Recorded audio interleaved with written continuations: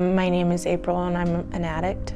I've lived in Hutch a majority of my life. I lived in Pratt growing up as a teenager through middle school and high school.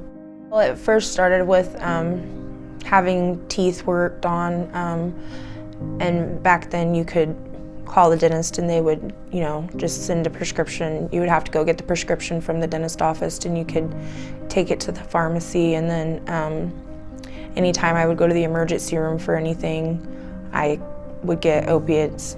Really, I was young. I knew I shouldn't be taking them like that, but then I didn't really realize later on in life, till I was probably like 23 to 25, that I was, really messing my life up. And by that point, it was, I don't know, I felt like I was at the point of no return. I didn't know how to get off of them and stay off of them. Well, I realized that something was going on when I started becoming sick without having them. Everything on your body hurts. You're sick to your stomach.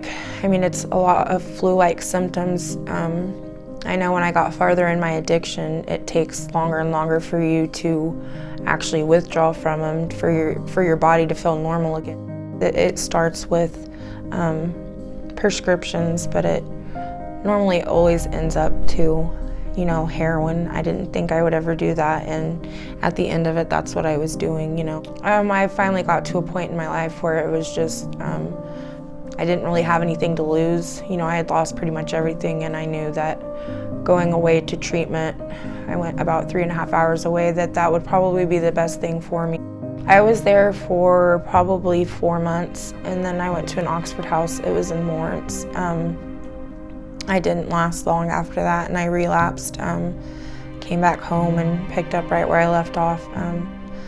And then I struggled with it again for a couple of years, and then I got clean last October.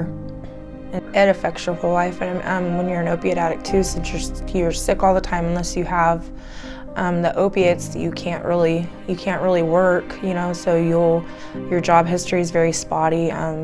Your relationship with your family is very strained. I've lived with my family the majority of my life, so they've been through my addiction with me, so it just kind of keeps you estranged from a lot of things.